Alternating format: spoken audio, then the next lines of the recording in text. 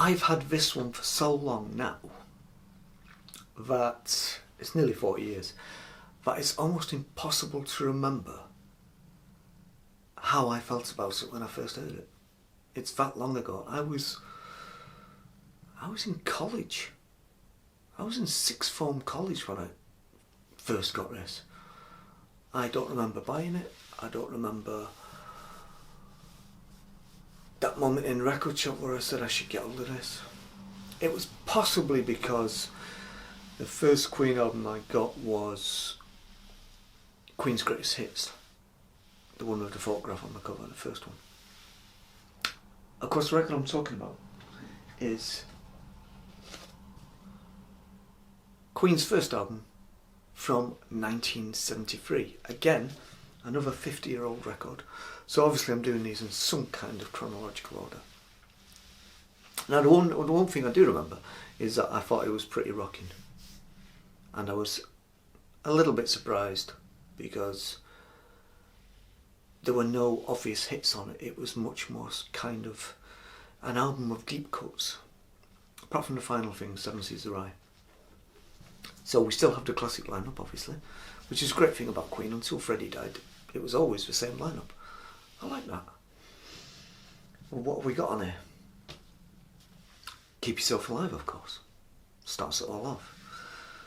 Every song on here I do like. Doing All Right, Great King Rat, My Fairy King. I mean, it doesn't get any better than that for a side. And then it just continues to get better as we go on. Liar, which is absolutely fantastic. All these songs live long in the memory. As soon as you read the titles, you can hear them in your head.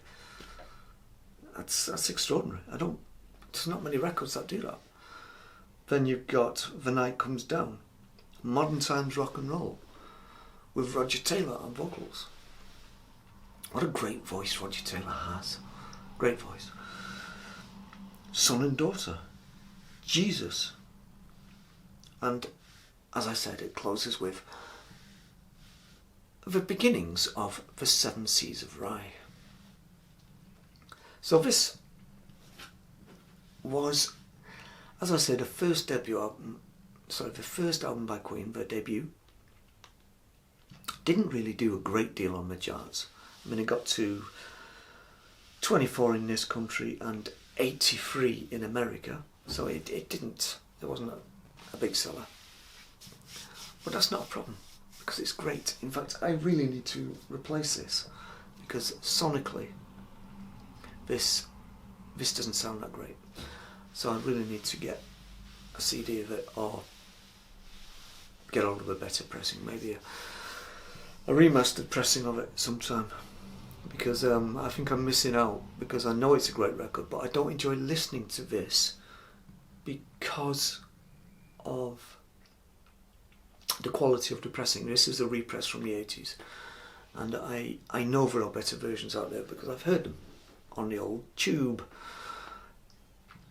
So, have you heard the first album from Queen? Isn't it a rocking one? I mean, it's a really, really rocking debut. Apparently this was recorded almost for free, because the studio they were using, they were kind of being asked to try out some of the new equipment. I believe it was De La Lane Studios. And they were kind of asked to just try out some of the equipment and the new equipment that they had there. Try it out, see what it's like. And they said they'd do that provided they could actually record with some of that equipment. And they said, okay, you can do it, but only after everybody else has gone home. So a lot of this record was recorded at night. And do you know something? It kind of feels like it was. Even before you have that information, when you listen to it, it does sound like this is a record of the night. There is something of the night about this record. I think those sessions at night do transfer to the listener when you hear it. There is something of the night about it. And it's not just all these pictures on the back, which appear to be very tungsten As far as colours go, very tungsten lit. It's not just that. There is something of the night about this record. Anyway, I still think it holds up today. It's a great debut. Ironically, the band themselves were kind of over it. They kind of felt it was so last year when it eventually came out, because there was a bit of a delay. And when it eventually came out, they were working on Queen 2. So I think they sort of the debut as a bit of a, oh, that's something we did last year, we're over that now, we've moved on. That's interesting. So, as I say, I still think it holds up. It's a very good debut. In fact, it's one of my favourite debuts by anybody, and a surprising debut, because I was a little bit surprised when I heard just how heavy it is. It's a powerful record. Brian May's great on this. He's really, really heavy on this at times. And Freddie's voice, absolutely superb. He's just unbelievably good on this.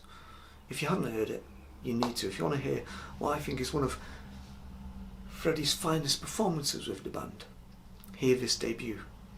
Don't be put off by some of the pictures, how young they look, how naive it may come across.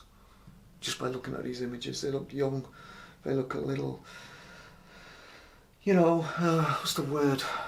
Possibly a little bit immature.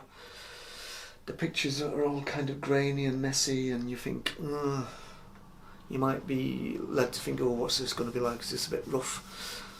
It's not. It's just heavy, and it's powerful. And I think it's one of the best things Queen ever did, before they started concentrating on hit singles. So, that's Queen, by Queen, from 1973.